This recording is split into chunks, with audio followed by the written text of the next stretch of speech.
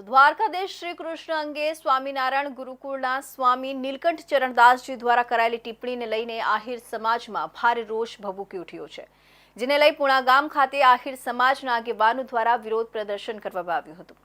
જ્યારે આહિર સમાજ ગુજરાત પ્રમુખ અગ્રણીએ નીલકંઠ સ્વામીની વિચારધારાને અધાર્મિક અને રાક્ષસી ગણાવી હતી। સાથે દ્વારકામાં આવી સ્વામી માફી નહીં માંગે તો દ્વારકામાં સભા કરવાનું અલ્ટિમેટમ આપ્યું છે। સ્વામિનારાયણ સંપ્રદાયના ધાર્મિક ગ્રંથ શિક્ષાપત્રી હાથમાં લઈને આહિર સમાજના પ્રમુખ અને આગેવાનો દ્વારા વિરોધ નોંધવામાં આવ્યો હતો। આહિર સમાજ દ્વારા જણાવવામાં આવ્યું હતું કે પોતાના ધર્મમાં આચરણ કઈ રીતે કરવું તે શિક્ષાપત્રીમાં લખવામાં આવ્યું છે, જે સ્વામિનારાયણ સંપ્રદાય માટે ગીતા સમાન છે। આ શિક્ષાપત્રીમાં ખૂબ સ્પષ્ટ વ્યાખ્યાનો ઉલ્લેખ કરવામાં આવ્યો છે। શ્લોક નંબર 39 થી શ્લોક નંબર 64, શ્લોક નંબર 101 અને શ્લોક નંબર 102 માં ભગવાન કૃષ્ણ સર્વોપરી છે, જગતના બાપ અને જગતના ઈશ્વર શ્રી કૃષ્ણ ભગવાન છે તે ઉલ્લેખ છે। ત્યારે નીલકંઠ સ્વામીએ સનાતન ધર્મને ઠેસ પહોંચે તેવી વાત કરી છે। અખિલ આહિર સમાજ ગુજરાત પ્રમુખ અગ્રણી R.H. હડિયા એ જણાવ્યું હતું કે સનાતન ધર્મ કરોડો લોકોની આસ્થા અને શ્રદ્ધા છે। કોઈ સ્વામી પોતાના કથાના મંચ પરથી એવું હલકું વાણી વિલાસ કરે છે જેના વિચારધારામાં આસુરી વૃત્તિ છે। વેડ રોડના નીલકંઠ ચરણ સ્વામીને હું કહેવા માંગુ છું કે તમારી પ્રવૃત્તિ અધાર્મિક છે અને વિચારધારા રાક્ષસી છે। ભગવાન કૃષ્ણ જે જગદીશ સ્વરૂપ છે તેમની સામે તમે એમને નીચા બનાવવાની કોશિશ વાણી વિલાસથી કરો છો તે કોઈ પણ રીતે સહન કરવામાં આવશે નહીં। અમારું અલ્ટિમેટમ છે કે જગતપતિ દ્વારકાધીશ ત્યાં બેઠા છે, આવા સાધુઓને રોકવા ખૂબ જ જરૂરી છે, માટે અમે એક સભાનું પણ દ્વારકા ખાતે આયોજન કરીશું। સુરતના વેડ રોડ વિસ્તારમાં આવેલા સ્વામિનારાયણ ગુરુકુળના સ્વામી નીલકંઠ ચરણ સ્વામીએ નિવેદન આપ્યું હતું કે દ્વારકાપતિએ મહારાજ પ્રાર્થના કરી હતી કે જો તમે મોટું ધામ બનાવો, વિશાળ મંદિર બનાવો તો મારી ઈચ્છા છે કે ત્યાં આવીને હું નિવાસ કરું। સ્વામીના આ નિવેદનને આહિર સમાજે દ્વારકાધીશ શ્રી કૃષ્ણના અસ્તિત્વ અંગે અનાદરજનક ગણાવી તેની સામે વિરોધ પ્રદર્શન કર્યું હતું।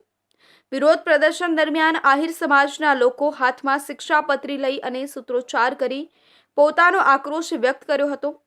વિરોધીઓએ સ્વામિનારાયણ સંપ્રદાય માફી માંગે એવા નારા લગાવી સ્વામી વિરુદ્ધ કાર્યવાહી કરવાની માંગણી કરી હતી કે જેને પૂર્ણ પુરુષોત્તમ કીધા છે, જે જગતના નાથ છે અને જેના અમે સીધી લીટીના વારસદાર છે એવા રાજાધિરાજ દ્વારકાધીશને આ વખતે આ સંતોએ ટાર્ગેટ કરી ખૂબ ગંભીર ભૂલ કરી છે। અમારો સમાજ, અમારો આહિર સમાજ એમની આ વાણીને સખત શબ્દોમાં વખોડે છે અને અમારી એક જ માંગ છે કે આપ સંતો દ્વારકામાં જઈ અમારા પ્રભુ શ્રી દ્વારકાધીશના ચરણોમાં માથું ટેકાવી માફી માંગો। મારે એટલું કહેવું છે કે હું પણ સ્વામિનારાયણ સંપ્રદાયની સાથે ઘણો ક્લોઝ છું, એના ધર્મપ્રેમી ભક્તો સાથે પણ એના સંપર્કમાં છું।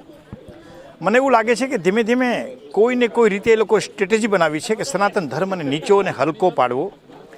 આપણો જગતનો બાપ, અમારો જદુકુળનો બાપ કૃષ્ણ ભગવાન હોય કે શિવ હોય કે રામ હોય, એવા ઈષ્ટદેવોને 5000થી ઋષિમુનિની પરંપરાની હિન્દુ ધર્મની સંસ્કૃતિને આ લોકો 250 વર્ષના અંતે કેવી રીતે નિમ્ન કક્ષાએ જઈ અને હલકી ટિપ્પણી કરે છે। ત્યારે મારે કહેવું છે કે આ સ્વામિનારાયણના જે સ્વામી જે છે વેડ રોડના એ મનોરોગી માણસ છે અને અગાઉ જેમણે પણ ટિપ્પણી કરી છે ને મનોરોગી છે। આહિર સમાજના આગેવાનોની સ્પષ્ટ માંગ છે કે સ્વામી દ્વારકા જઈને જાહેરમાં માફી માંગે। તેમણે જણાવ્યું કે શ્રી કૃષ્ણ એક ઈશ્વરીય અવતાર છે અને તેમના વિશે કોઈ પણ પ્રકારની વિવાદિત ટિપ્પણી સમાજને સ્વીકાર્ય નહીં થાય। સુરત શહેરમાં કથિત આરટીઆઈ ખંડણીખોરો સામે સતત કાર્યવાહી ચાલી રહી છે। આ વખતે કોઈ સામાન્ય શખ્સ નહીં પરંતુ ઉધના વિસ્તારનો પૂર્વ કોર્પોરેટર પ્રકાશ દેસાઈ આરટીઆઈનો દુરુપયોગ કરી ખંડણી ઉઘરાવતો ઝડપાયો છે। એસઓજીની ટીમે 3 લાખની રકમ લેતા તેને રંગે હાથ પકડી પાડ્યો હતો। પ્રકાશ દેસાઈએ આ મામલે થિયેટર અને ટિકિટ નામના કોડવર્ડ તૈયાર કર્યા હતા, જેમાં થિયેટરનો ઉપયોગ ધરણા અને ટિકિટનો ઉપયોગ ખંડણીની રકમ માટે થતો હતો। 1 લાખ માટે એક ટિકિટ કોડવર્ડ વાપરતો હતો। આ કોડવર્ડના આધારે લિયો ક્લાસીસના સંચાલક પાસેથી 4.50 ટિકિટ એટલે 4.50 લાખની માંગણી કરવામાં આવી હતી। પ્રકાશ દેસાઈએ લિયો ક્લાસીસ વિરુદ્ધ અનેકવાર આરટીઆઈ કરી અને મનપાની મુખ્ય કચેરી બહાર ધરણા પર બેસવાની ધમકી આપી હતી। મનપાની તપાસ બાદ કોઈ ગેરકાયદેસર બાંધકામ ન હોવાનો જવાબ આપ્યો હતો, છતાં પણ દબાણ વધારતા રહ્યા। આરટીઆઈને ધમકીનું હથિયાર બનાવી ખંડણીની માંગ કરતો હતો। શેર આખરે 3 લાખની ટિકિટ લેતો હતો ત્યારે એસઓજીએ ટ્રેપ ગોઠવી તેને રંગે હાથ ઝડપી પાડ્યો હતો. ખાસ વાત એ છે કે પ્રકાશ દેસાઈનો એક વિડીયો સામે આવ્યો છે જેમાં તે ઘરના હિંચકા પર આરામથી બેસીને આરટીઆઈના દબાણની વાત કરતો જોવા મળે છે. આ વિડીયોમાં ખંડણી અંગે ચર્ચા કરે છે. એસઓજી પોલીસે પૂર્વ કોર્પોરેટર વિરુદ્ધ કાયદેસરની કાર્યવાહી શરૂ કરી છે. પૂર્વ કોર્પોરેટરની ધરપકડ કરવા એસઓજીની ટીમ પ્રકાશ દેસાઈના ઘરના ટેરેસ પર હતી જેની જાણકારી પ્રકાશ દેસાઈને નહોતી. જ્યારે ખંડણીની રકમ પ્રકાશ દેસાઈએ લીધી ત્યારે ફરિયાદીના સૂચન પર અચાનક જ એસઓજીના એક પોલીસ કર્મી જીવના જોખમે ટેરેસ પરથી ઉતરીને તેના ઘરની બાલ્કનીની અંદર પહોંચ્યો હતો. આ દૃશ્ય કોઈ ફિલ્મનો હોય તેમ જોવા મળ્યું હતું. આ દરમિયાન પ્રકાશ દેસાઈની ધરપકડ કરવા તેના ઘર નીચે એસઓજીના ડીસીપી રાજદીપસિંહ નકુમ અને પીઆઈ સહિતના પોલીસ કર્મીઓ હાજર હતા. ટેરેસ પરથી પોલીસ કર્મી પ્રકાશ દેસાઈના ઘરમાં અંદર પ્રવેશ્યો હતો જ્યારે બીજી બાજુ ઘરની નીચેથી એસઓજીની ટીમ પણ ઉપર પહોંચી હતી અને હિંચકા પર બેસેલા પ્રકાશ દેસાઈની ધરપકડ કરી હતી. તો અંડરવર્લ્ડના કુખ્યાત ગેંગસ્ટર બંટી પાંડે જે છેલ્લા 5 વર્ષથી નાથ સંપ્રદાયના સાધુ તરીકે જીવન જીવતો હતો હવે પોલીસના હાથે ઝડપાઈ ગયો છે. સંતના વસ્ત્રો પહેરીને ગુનાખોરીમાંથી છુટકારો મેળવવાનો પ્રયાસ કરનારા ગેંગસ્ટર વાપીનો ઉદ્યોગપતિના પુત્રના અપહરણ અને હત્યાના ચકચારી કેસમાં સંડોવાયેલો છે. એક સમયે તે છોટા રાજન્સ માટે કામ કરતો હતો. હાલ સીઆઈડીએ તેની ધરપકડ કરી છે. તિહાર જેલથી ટ્રાન્સફર વોરંટથી લઈને આવ્યા છે. સંત બનીને પોતાનું કાળું છુપાવનાર બંટી પાંડેએ 5 વર્ષ પહેલા નાથ સંપ્રદાયની દીક્ષા લીધી હતી. તે ફક્ત ફળ અને દૂધનું સેવન કરતો હતો, ભસ્મ લગાવતો હતો અને ભગવા કપડામાં એક સંત તરીકે ઓળખાવતો હતો. નાથ સંપ્રદાયના મોટાભાગના સંતો પણ તેને એક આધ્યાત્મિક મહંત માની લીધા હતા. પરંતુ આ સમગ્ર છબી પાછળ એક ભયાનક ગુનાખોર છુપાયેલો હતો જે હત્યા, ખંડણી અને અપહરણ જેવા ગંભીર ગુનાઓમાં સંડોવાયેલો હતો. વર્ષ 2004માં વાપીના ઉદ્યોગપતિ મુતુર અહેમદ કાદિર ખાનના પુત્ર અબુઝરનું અપહરણ કરાયું હતું. અપહરણ પછી 2 વાર ફોન કરીને પરિવાર પાસે 5 કરોડ રૂપિયાની ખંડણી માંગવામાં આવી. પરિવારે કેટલાક પૈસા ચૂકવ્યા પણ છતાં અબુઝરને જીવતો છોડવામાં આવ્યો નહીં. અપહરણ કરનારાઓએ અબુઝરને ક્રૂરતાથી ગળું કાપીને મોતને ઘાટ ઉતાર્યો. મહારાષ્ટ્ર બોર્ડર પર અસવાલી ડેમ પાસે લાશ ફેંકી દેવામાં આવી. ઘોલવડ પોલીસને ફક્ત ધડ મળ્યું પરંતુ માથું ક્યારેય મળી શક્યું નહીં. આ કેસની તપાસ શરૂ કરતા સુરત ક્રાઇમ બ્રાન્ચે એક અન્ય કેસની તપાસ દરમિયાન સંજયસિંહ ઉર્ફે રાહુલની ધરપકડ કરી. પૂછપરછ દરમિયાન અબુઝરની હત્યા અંગે ખુલાસો થયો કે ગેંગસ્ટર બંટી પાંડેના સાગરીત ભૂપેન્દ્ર વોરા અને સંજયસિંહે મળીને અબુઝરનું અપહરણ અને હત્યા કરી હતી.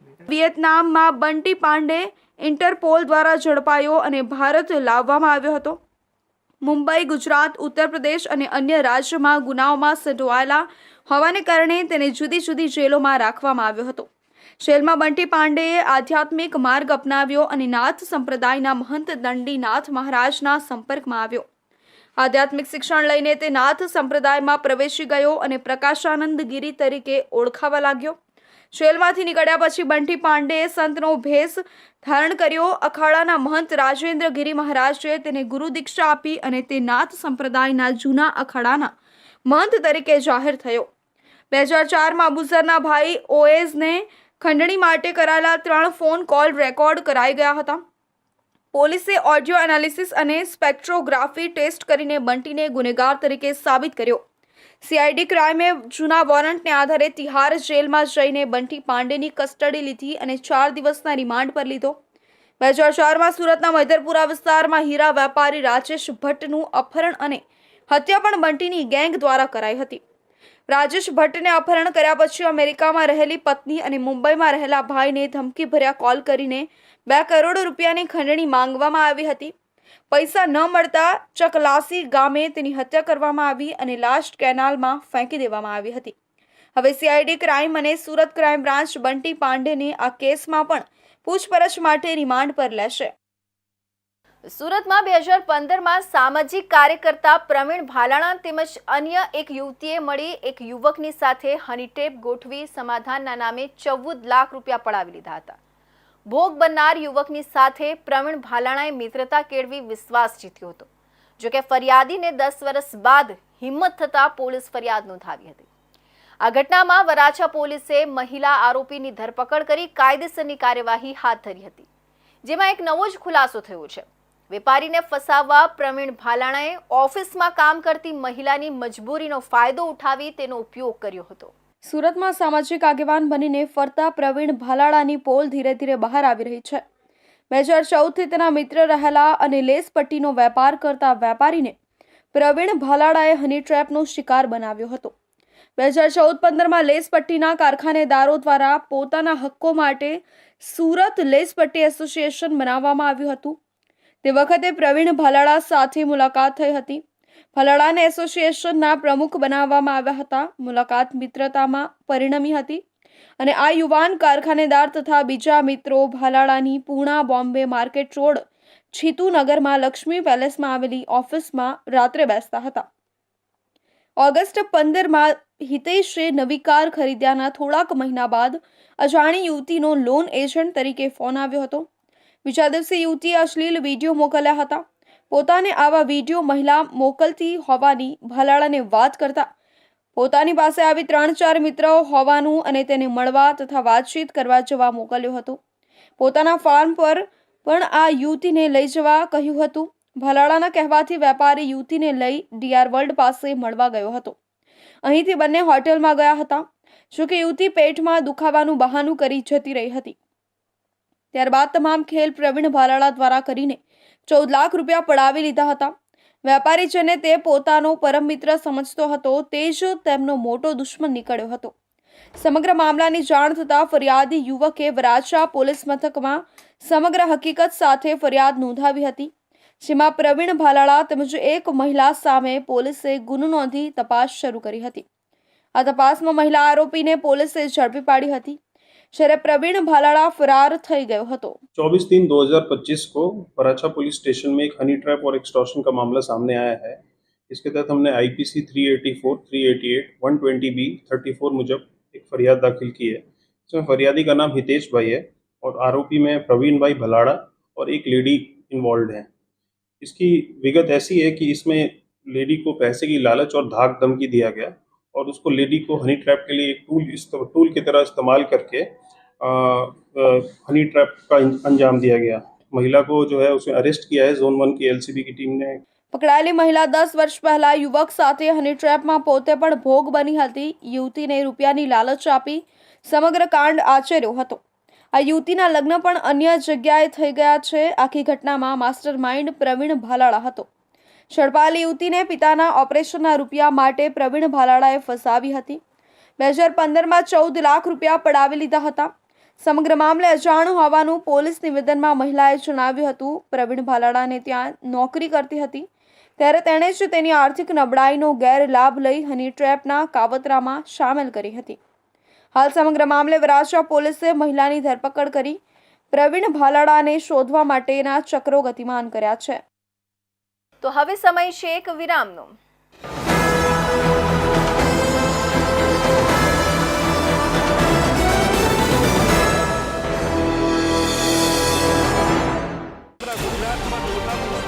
ગુજરાતની જનતાનો અવાજ, તમારી સમસ્યા માટે અમે ઉઠાવીશું અવાજ।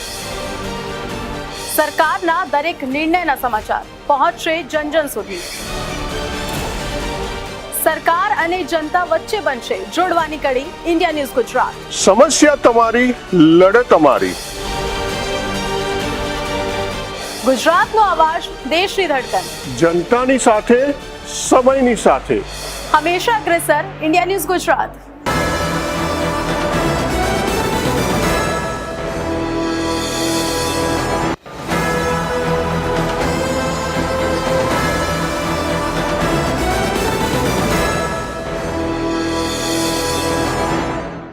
વિરામ બાદ ફરી આપ સૌનું સ્વાગત છે। કરોડો રૂપિયાના જીએસટી કૌભાંડમાં આરોપી મોહમ્મદ સુલતાન મોહમ્મદ યુસુફ કાપડિયા ફરાર હતો, જેને સુરત ક્રાઇમ બ્રાન્ચની ઇકોનોમિક ઓફેન્સ સેલે મુંબઈથી ઝડપી લીધો છે। આરોપી અન્ય 2 આરોપી સાથે મળી સરકારને 1814 કરોડ રૂપિયાના ખોટા ખરીદ વેચાણના બિલ દ્વારા નુકસાન પહોંચાડવાના ગુનામાં સંડોવાયેલો છે। ઇકોસેલ દ્વારા ધરપકડ કરાયેલા સુલતાન કાપડિયા અને તેના સાગરીતોએ સુરત અને ગુજરાતની 145 બોગસ પેઢીઓ ઊભી કરી જે હેઠળ સિમેન્ટ, લોખંડ, કેમિકલ્સ, પ્લાસ્ટિક, વુડન, MS સ્ક્રેપના ખોટા બિલો બનાવવામાં આવ્યા હતા. આ બિલો મહારાષ્ટ્ર અને ગુજરાતના વેપારીઓને કમિશનના ધંધા હેઠળ વેચવામાં આવતા હતા. આ તપાસ દરમિયાન ખુલ્યું હતું કે આ પેઢીઓનો કોઈ વ્યવસાય હતો જ નહીં, માત્ર GST નંબર મેળવવા માટે ખોટા ભાડા કરારો અને કાગળ ઊભા કરવામાં આવ્યા હતા. આ પેઢીઓ મારફત ખોટા ટ્રાન્ઝેક્શન બતાવી અને કરોડો રૂપિયાનો ટેક્સ ચોરી કરવામાં આવ્યો હતો. સુરત ઇકોની ટીમે બાતમીના આધારે મુંબઈના મીરા રોડ વિસ્તારમાં દરોડો પાડી મોહમ્મદ સુલતાન કાપડિયાને ઝડપી લીધો હતો. કોર્ટ આરોપીના 3 દિવસના પોલીસ કસ્ટડી રિમાન્ડ મંજૂર થયા છે, જેમાં આરોપી દ્વારા અન્ય કોણે ખોટા બિલ બનાવી કરદાતા છે અને અન્ય કોઈ નેટવર્ક છે કે કેમ તે અંગે તપાસ કરવામાં આવશે. વર્ષ 2024ની સાલમાં સેન્ટ્રલ GSTના અધિકારી દ્વારા DCBમાં ગુનો દાખલ કરવામાં આવ્યો. એ ફરિયાદની હકીકત એવી છે કે સેન્ટ્રલ GSTના અધિકારીઓને ધ્યાનમાં આવેલ કે સુરતની અમુક પેઢીઓ કોઈપણ પ્રકારના માલની લેવડ દેવડ વગર બોગસ બિલો બનાવી અને ખોટા બિલો ઉપજાવી ખરીદ વેચાણના બિલો બનાવી અને સરકારના ટેક્સની ચોરી કરી રહ્યા છે. આ અનુસંધાને તેઓના પ્રાથમિક ઇન્વેસ્ટિગેશનમાં આ વાતને સમર્થન મળતા તેમના અધિકારી દ્વારા ફરિયાદ આપી ગુનો દાખલ કરવામાં આવેલ. જે અનુસંધાને તપાસ દરમિયાન જે તે વખતે તુરત જ મોહમ્મદ રજા ગભરાણી ભાવનગરનો જે આરોપી હતો એની ધરપકડ કરવામાં આવેલ. સુરત ઇકો સેલના ACP G.A. સરવૈયાના જણાવ્યા મુજબ 2024માં સેન્ટ્રલ GST વિભાગે આ કૌભાંડ અંગે FIR નોંધાવી હતી, જેમાં પ્રાથમિક તપાસમાં 1814 કરોડના ખોટા બિલો બનાવવાની બાબત સામે આવી હતી. આ પહેલા આ કેસમાં મોહમ્મદ રઝા ગભરાણી નામના આરોપીની ધરપકડ કરવામાં આવી હતી, જે હાલ જેલમાં છે. રઝાની પૂછપરછમાં મુંબઈનો સુલતાન કાપડિયા અને ઇમરાન પણ આ કૌભાંડમાં સામેલ હોવાની માહિતી મળી હતી. હવે સુલતાન કાપડિયાની ધરપકડ બાદ ઇમરાન અને અન્ય આરોપીઓ સામે પણ તપાસનો ચાપ કસવામાં આવશે. પોલીસ તપાસમાં હજુ વધુ મોટા આંકડાની છેતરપિંડી બહાર આવી શકે છે. વજીરા પોલીસે રોરો ફેરી મારફતે દારૂની હેરાફેરી કરતા શખ્સને ઝડપી પાડવામાં આવ્યો છે. પોલીસને માહિતી મળતા ફેરી પર જ છાપો મારીને બટુક સાંખટને ઝડપી લેવામાં આવ્યો હતો. બટુક સાંખટ નામના શખ્સે સિલ્વર કલરની i10 કારમાં દારૂ છુપાવીને ભાવનગર લઈ જવાનો પ્રયાસ કર્યો હતો. રાજ્ય સરકાર દ્વારા દરિયાઈ માર્ગે મુસાફરી સરળ બનાવવા માટે રોરો ફેરી સેવા શરૂ કરવામાં આવી છે. આ સેવાના કારણે પ્રવાસીઓ અને વેપારીઓ માટે પ્રવાસ અનુકૂળ બન્યો છે, પરંતુ હવે દારૂના તસ્કરો માટે પણ આ સેવા એક નવી તક બની ગઈ છે. હજીરા પોલીસે રોરો ફેરી મારફતે દારૂની હેરાફેરી કરતા શખ્સને ઝડપી લીધો છે. બટુક સાંખટ નામના શખ્સે સિલ્વર કલરની i10 કારમાં દારૂ છુપાવીને ભાવનગર લઈ જવાનો પ્રયાસ કર્યો હતો. જોકે પોલીસને માહિતી મળી જતા ફેરી પર જ છાપો મારીને બટુક સાંખટને ઝડપી લેવામાં આવ્યો હતો. આ પહેલો કિસ્સો નથી. અગાઉ સ્ટેટ મોનિટરિંગ સેલ દ્વારા 2 વખત રોરો ફેરીમાં દારૂની હેરાફેરી રોકવા માટે રેડ કરવામાં આવી હતી. બંને વખતે ટ્રક મારફતે દારૂની સપ્લાય કરવામાં આવી રહી હતી.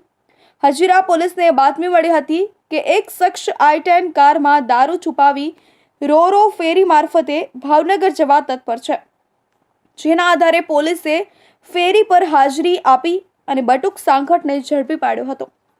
પોલીસે બટુકની i10 કારમાંથી 155 દારૂની બોટલો જપ્ત કરી, જેની કુલ કિંમત 4,36,771 રૂપિયા થાય છે.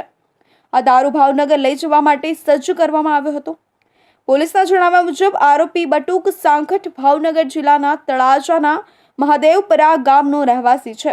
હાલ પોલીસે આ કિસ્સામાં વધુ તપાસ શરૂ કરી છે અને કોઈ વધુ શખ્સ આ દારૂ માફિયાના ગઠબંધનનો ભાગ છે કે નહીં તે અંગે તપાસ ચલાવી રહી છે.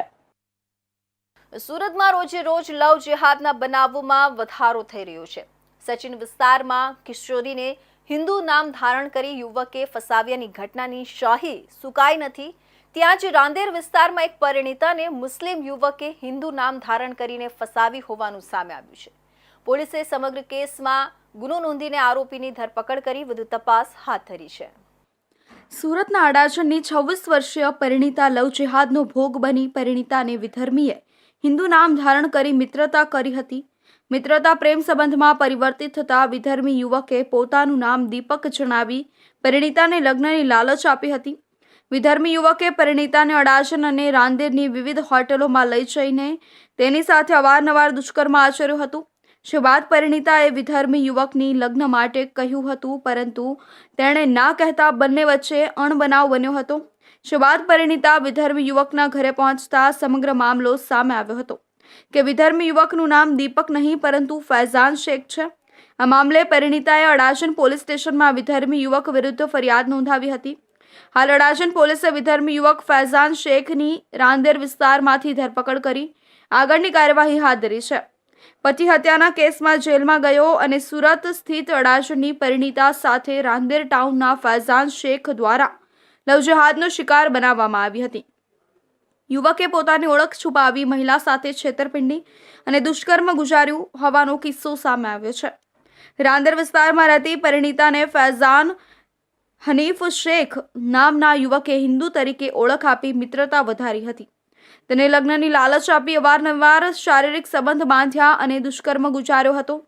પરિણીતાએ લગ્ન માટે દબાણ કર્યું ત્યારે યુવકે ઇનકાર કર્યો હતો. ત્યારબાદ પરિણીતા જ્યારે તેના ઘરે ગઈ ત્યારે તેને ખબર પડી કે તેની સાથે છેતરપિંડી થઈ છે, જેથી પરિણીતાએ અડાજણ પોલીસ સ્ટેશનમાં ફરિયાદ નોંધાવી છે. અડાજણ પોલીસ સ્ટેશનમાં એક ફરિયાદ આ કામે ભોગ બનનાર ભાઈને આપેલી છે. એની અંદર આ કામના જે આરોપી છે એને પેલા ભોગ બનનાર સાથે સોશિયલ મીડિયાથી કોન્ટેક્ટમાં આવેલા અને એને પોતાનું નામ દીપક સાકી દે અને પછી એ લોકો સંપર્કમાં આવીને એકબીજાને મળીને શરીર સંબંધ પણ બાંધ્યા.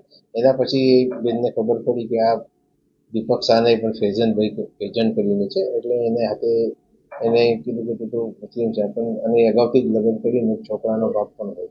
જે મુજબની ફરિયાદ અત્યારે અડાજણ પોલીસ સ્ટેશનમાં દાખલ કરેલ છે અને આરોપીને અટક કરવામાં આવી. એમાં એને એવો વાયદો કર્યો હતો કે હું તારા હાથે લગ્ન કરીશ અને રાખીશ, પણ પછી એ ફરી ગયો છે. ફરિયાદ મુજબ પરિણીતાનો પતિ સલાબતપુરા પોલીસ સ્ટેશનમાં હત્યાના કેસમાં જેલમાં છે. આ તકનો લાભ ઉઠાવી ફૈઝાને પરિણીતા સાથે મિત્રતા વધારી હતી. ફૈઝાન શેખે પોતાની ઓળખ છુપાવી અન્ય નામ ધારણ કર્યું અને તેની સાથે નજીકતા વધારી હતી.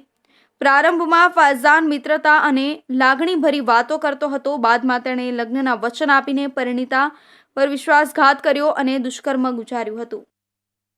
દક્ષિણ ગુજરાતમાં શેરડીના વાવેતરનો મુદ્દો હવે વિવાદનું કારણ બની ગયું છે.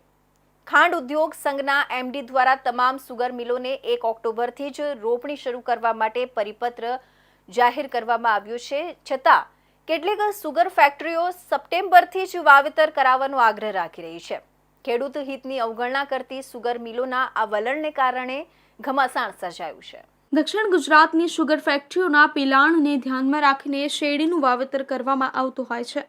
જોકે છેલ્લા ઘણા સમયથી શેરડીના વાવેતરના સમયને લઈને ખેડૂતોમાં અને શુગર મિલોના સંચાલકોમાં વિસંગતતા જોવા મળી રહી છે. દક્ષિણ ગુજરાતની કેટલીક શુગર મિલો અને ખેડૂતો વચ્ચે વાવેતરને લઈને આંતરિક વિખવાદ ચાલી રહ્યો છે. સામાન્ય રીતે સપ્ટેમ્બર મહિનામાં વાવેતર કરવાનો આગ્રહ શુગર મિલો રાખી રહી છે, પરંતુ ખેડૂતો 1 ઓક્ટોબરથી રોપણીની શરૂઆત કરવામાં આવે તે પ્રકારની રજૂઆત કરે છે. નવસારી કૃષિ યુનિવર્સિટીના વૈજ્ઞાનિકો પણ કૃષિને લઈને ખેડૂતોને માર્ગદર્શન આપતા હોય છે. તાજેતરમાં જ નવસારી કૃષિ યુનિવર્સિટીના વૈજ્ઞાનિકોના એક રિપોર્ટ મુજબ સપ્ટેમ્બર મહિનામાં શેરડીના વાવેતરની શરૂઆત કરવા 1 ઓક્ટોબરથી જ શેરડીના વાવેતર કરવું ખેડૂતો માટે હિતાવહ હોવાનું માને છે. કૃષિ વૈજ્ઞાનિકોએ પણ ખાંડ મંડળીના સંચાલકોની લેખિતમાં 1 ઓક્ટોબરથી રોપણી કરવા માટેનો પત્ર લખ્યો છે, જેથી વધુમાં વધુ ખાંડની ગુણવત્તાસભર રિકવરી કરી શકાય. પરંતુ 3 થી 4 શુગર ફેક્ટરીને બાદ કરતા દક્ષિણ ગુજરાતની અન્ય શુગર ફેક્ટરીઓ 1 સપ્ટેમ્બરથી રોપણી કરાવવાનો આગ્રહ રાખી રહી છે. દક્ષિણ ગુજરાતનો મુખ્ય પાક શેરડી છે અને સહકારી પ્રવૃત્તિના કારખાનાઓને કારણે ખાસ કરીને દક્ષિણ ગુજરાતનો ખેડૂત શેરડીની ખેતીને મજબૂત થયો છે. પણ જે રીતે છેલ્લા 50 વર્ષથી જે રીતે સતત શેરડીની ખેતી થઈ રહી છે અને પેટર્ન પણ જે રીતે બદલાઈ છે અને ખાસ કરીને છેલ્લા 10 વર્ષથી સપ્ટેમ્બરમાં વાવેતર કરવાની જે રીતની ભલામણો થઈ રહી છે અને ખાસ કરીને જે રીતે સુગર ફેક્ટરીઓ જે સપ્ટેમ્બરમાં વાવેતર આપી રહી છે અને અનુસંધાનમાં ખેડૂતો વહેલી વાવણીને કારણે વહેલી કાપણીની નીતિને કારણે જે રીતે સ્થિતિ બની છે સપ્ટેમ્બરમાં સતત વરસાદ અને ઉગાવો પણ ઓછો, અને ખાસ કરીને કૃષિ તજજ્ઞોની પણ જે રીતે ભલામણ આવી રહી છે કે તમારે ઓક્ટોબરમાં જ વાવેતર આપવું જોઈએ, એના અનુસંધાનમાં ગુજરાત રાજ્ય ખાંડ ઉદ્યોગ સંઘે તમામ સુગર ફેક્ટરીને પરિપત્ર કર્યો છે. આખરે ખાંડ ઉદ્યોગ સંઘના એમડી દ્વારા કરવામાં આવેલા પરિપત્ર બાદ આખરે શુગર મિલના સંચાલકો ખેડૂતોના હિતમાં 1 ઓક્ટોબરથી શેરડીની રોપણી કરવા માટે સહમત થાય છે કે કેમ, તેના ઉપર સૌ કોઈની નજર છે. સુરતમાં ગુનાહિત પ્રવૃત્તિઓ સામે પોલીસની સખ્ત કામગીરી ચાલુ છે. લાલગેટ રામપુરા વિસ્તારમાં લિસ્ટેડ બુટલેગર વલીઉલ્લાએ ગેરકાયદેસર બાંધકામ કર્યું હોવાની માહિતી મળતા સુરત પોલીસ અને મ્યુનિસિપલ કોર્પોરેશનની ટીમે બુલડોઝર ચલાવી તે ધ્વસ્ત કર્યું હતું. વલીઉલ્લા લાલગેટ અને રામપુરા વિસ્તારમાં લિસ્ટેડ બુટલેગર તરીકે ઓળખાય છે. તેની સામે દારૂના 25 જેટલા ગુના નોંધાઈ ચૂક્યા છે અને 10 વખત પાસા થઈ ચૂક્યો છે. હાલ તે પાસા હેઠળ વડોદરા જેલમાં બંધ છે. વલીઉલ્લાએ પોતાની કાર પાર્ક કરવા માટે 2 બિલ્ડિંગ વચ્ચે પતરાનો શેડ બનાવી દીધો હતો, જે સંપૂર્ણપણે ગેરકાયદેસર હતો.